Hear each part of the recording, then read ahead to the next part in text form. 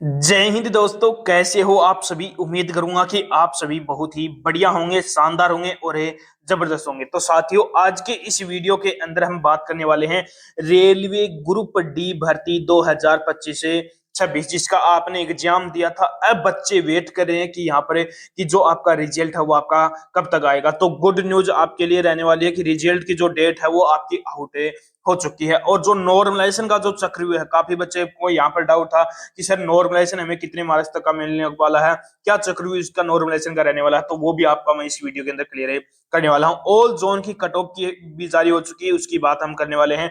Physical के लिए यदि जो भी कैंडिडेट के इतने मार्क्स बन रहे हैं तो वो कैंडिडेट तैयार है हो जाओ। इतने नंबर वाले जो मार्क्स मैं आपको बताऊंगा वो रिजल्ट का इंतजार करो और अपने फिजिकल के लिए लग जाओ। तो ये पूरी डिटेल से इस वीडियो के अंदर हम बातें करने वाले हैं, तो वीडियो में लास्ट तक जरूर बने रहना। जो कैंडिडेट वीडियो में नए जुड़े हैं वो एक बार चैनल को सब्सक्राइब जरूर कर लेना, जिन्होंने जितनी भी भर्तियों की अपडेट है वो सबसे पहले आपको हमारे चैनल पर मिलती रहे। तो सबसे पहले मैं यहाँ पर बात कर लेता हूँ कि जो आपका एग्जाम है वो कब हुआ था।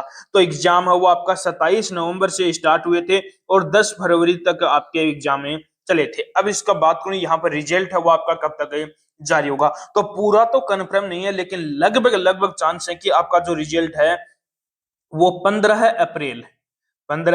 अप्रैल तक आपका जो रिजल्ट है वो जारी होने के यहाँ पर पूरे पूरे चांस है कि 15 अप्रैल तक आपका रिजल्ट है वो जारी कर दिया जाएगा। तो पहला जो भी कैंडिडेट का जो डाउट था कि सर इसका रिजल्ट है वो कब तक जारी होगा, तो 15 अप्रैल तक आपका रिजल्ट है वो जारी होने के यहाँ पर पूरे पूरे चांस है। ठीक है, उसके बाद में मैं यहाँ पर बात करूँ कि टोटल कितनी वैकेंसी थी। तो टोटल जो वैकेंसी थी वो 32,438 यहाँ पर वैकेंसी थी, जिनको अलग अलग कैटेगरी वाइज आपका बांटा गया, जिसमें यूआर की जो आपकी पोस्ट थी वो थी आपकी 13,957 पोस्ट थी, ओबीसी की 9,153, ईडब्ल्यूएस की 3,100, एससी की 4,699 और एसटी की 2,474 यहाँ पर टोटल वैकेंसी थी। उसके बाद में मैं यहाँ पर बात करूं कि टोटल कितने कैंडिडेटों ने यहाँ पर फॉर्म में अप्लाई किया, तो लगभग 1,08,00,000 के आसपास कैंडिडेटों ने यहाँ पर फॉर्म में अप्लाई किया है। और जो अब की बार जो भर्ती है उसके अंदर आपके लगभग 84 लाख कैंडिडेटों ने यहाँ पर फॉर्म अप्लाई किया है, यानी कि अब की बार थोड़े से कम बच्चों ने यहाँ पर फॉर्म में अप्लाई किया। अब ये मत घबराना कि 1,08,00,000 कैंडिडेटों ने यहाँ पर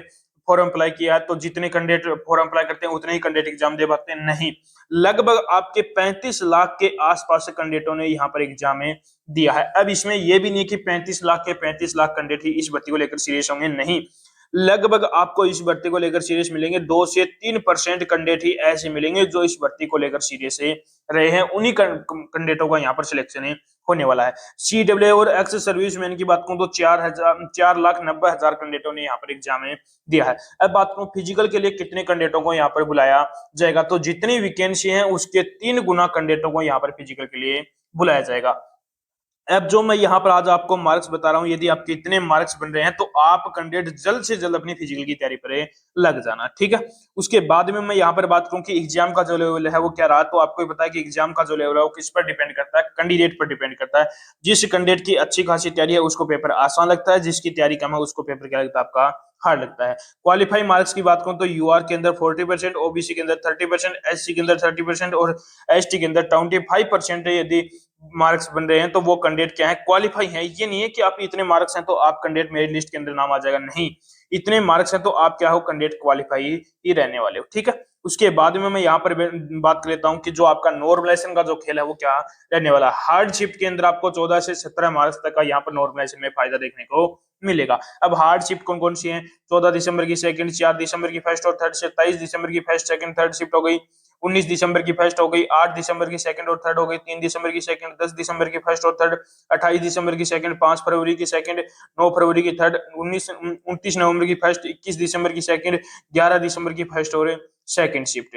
उसके बाद में बात करूं 9 फरवरी की फर्स्ट शिफ्ट, 14 दिसंबर की थर्ड, 5 दिसंबर की फर्स्ट, 5 फरवरी की फर्स्ट, 2 फरवरी की फर्स्ट, 8 जनवरी की थर्ड, 9 दिसंबर की सेकंड, 3 दिसंबर की थर्ड, 1 दिसंबर की सेकंड, 6 फरवरी की फर्स्ट, 28 नवंबर की फर्स्ट, 19 दिसंबर की थर्ड शिफ्ट हो गई, उसके बाद में 22 दिसंबर की फर्स्ट हो गई, 9 जनवरी की फर्स्ट, 22 26 23 दिसंबर की सेकंड, 2 दिसंबर की सेकंड, 4 फरवरी की सेकंड, 29 दिसंबर की थर्ड, 12 दिसंबर की फर्स्ट और थर्ड शिफ्ट, 15 दिसंबर की सेकंड, 17 दिसंबर की फर्स्ट, 30 दिसंबर की थर्ड, 5 दिसंबर की थर्ड, 1 दिसंबर की सेकंड शिफ्ट।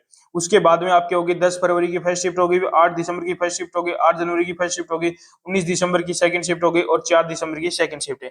ये शिफ्ट क्या है, आपकी हार्ड शिफ्ट है। यदि इन शिफ्टों के अंदर जिस भी कैंडिडेट ने एग्जाम दिया है तो उस कैंडिडेट को मिनिमम 14 मार्क्स और मैक्सिमम आपको 17 मार्क्स तक का यहाँ पर नॉर्मलाइजेशन में फायदा देखने को मिलने वाला है। ठीक है, उसके बाद में मैं बात कर लेता हूँ मॉडरेट शिफ्ट। मॉडरेट शिफ्ट की बात करूँ तो मॉडरेट शिफ्ट के अंदर 8 से 12 मार्क्स तक का यहाँ पर नॉर्मलाइजेशन में आपको फायदा देखने को मिलने वाला है।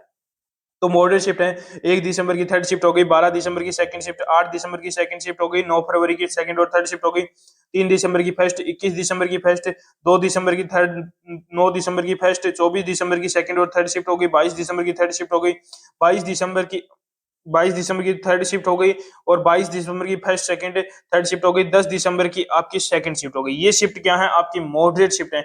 यदि इन शिफ्टों के अंदर एग्जाम दिया तो वो कैंडिडेट क्या है, उन कैंडिडेट को 8 से 12 मार्क्स तक का यहाँ पर नॉर्मलाइजेशन में फायदा देखने को मिलने वाला है। ठीक है, तो आपका जो नॉर्मलाइजेशन का जो चक्र है वो आपका क्लियर हो चुका होगा। ठीक है, उसके बाद में हम बात कर लेते हैं कि जो आपके जोन वाइज यहाँ पर कट ऑफ है क्या रहने वाले हैं। तो सबसे पहले मैं बात करूं अजमेर जोन की। अजमेर जोन के अंदर यदि मैं सबसे पहले अजमेर जोन की बात करूं तो अजमेर जोन के अंदर यूआर कैटेगरी के अंदर जिस भी कैंडिडेट के 56 से 58 के बीच में मार्क्स हैं तो वो कैंडिडेट क्या है, सेफ रहने वाले हैं। ओबीसी की 53 से 55, ईडब्ल्यूएस की 50 से 52, एससी की आपकी 46 से 48 और एसटी की 40 से 41 के आसपास है।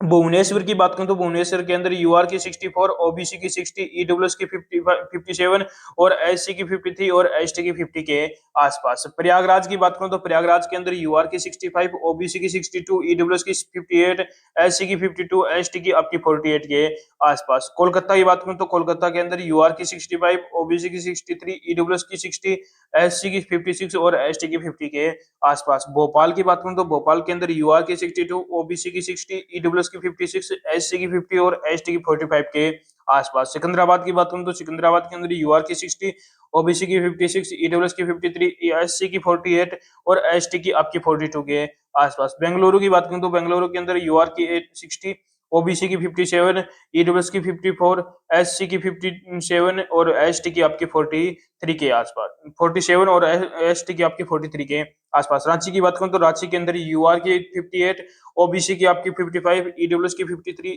एससी की 48 और एसटी की 42 के आसपास। उसके बाद में मैं यहाँ पर बात कर लेता हूँ जो अगली पटना जोन की। पटना जोन के अंदर यूआर की 64, ओबीसी की आपकी 60, ईडब्ल्यूएस की 57, एससी की 51 और एसटी की 45 के आसपास। गोरखपुर की बात करूं तो गोरखपुर के अंदर यूआर की 65, ओबीसी की 61, ईडब्ल्यूएस की 58, एससी की 50, एससी की 52 और एसटी की 48 के आसपास। बिलासपुर की बात करूं तो बिलासपुर के अंदर यूआर की 57, ओबीसी की आपकी 54, ईडब्ल्यूएस की 52, एससी की 46 और एसटी की 42 के आसपास। चंडीगढ़ की बात करूं तो चंडीगढ़ के अंदर यूआर की 63, ओबीसी की 60, ईडब्ल्यूएस की 58, एससी की 51, एसटी की 45 के आसपास। अहमदाबाद की बात करूं तो अहमदाबाद के अंदर यूआर की 59, ओबीसी की 55, ईडब्ल्यूएस की 53, एससी की आपकी 47 और एसटी की 42 के आसपास। मुंबई की बात करूं तो मुंबई के अंदर यूआर की 63, ईडब्ल्यूएस की आपकी ओबीसी की 60, ईडब्ल्यूएस की 57, एससी की 52 और एसटी की 47 के आसपास। गुवाहाटी की बात करूं तो गुवाहाटी के अंदर यूआर की 62, ओबीसी की 58, एससी की 52, एसटी की ईडब्ल्यूएस की 56, एसटी की 51 और एससी की 51 और एसटी की 46 के आसपास। चेन्नई की बात करूं तो चेन्नई के अंदर यूआर की 60, ओबीसी की 57, ईडब्ल्यूएस की 54, एससी की आपकी 48 और एसटी की 42 के आसपास मार्क्स हैं तो वो कैंडिडेट भी क्या है यहाँ पर सेफ रहने वाले हैं। तो मैंने आपकी यहाँ पर हर एक डाउट आपका क्लियर कर दिया है। यहाँ पर मैंने नॉर्मलाइजेशन का जो खेल था वो भी बता दिया है, रिजल्ट है वो आपका कब तक आएगा वो भी क्लियर कर दिया है और जोन वाइज मैंने आपको यहाँ पर कट ऑफ बता दी है। अब आप मुझे एक बार कमेंट बॉक्स में कमेंट करके जरूर बताना कि आपने कौन सी शिफ्ट, अपनी शिफ्ट बताओगे और आपके कौन से जोन में कितने मार्क्स आपके बन रहे हैं। तो उसका रिप्लाई मैं आपको बहुत जल्दी करने वाला हूं। तो उम्मीद करूंगा कि आपको हमारा ये वीडियो पसंद आया होगा। तो एक बार लाइक शेयर सब्सक्राइब जरूर करना और एक बार कमेंट करके जरूर बताना कि आपको हमारा ये वीडियो कैसा लगा।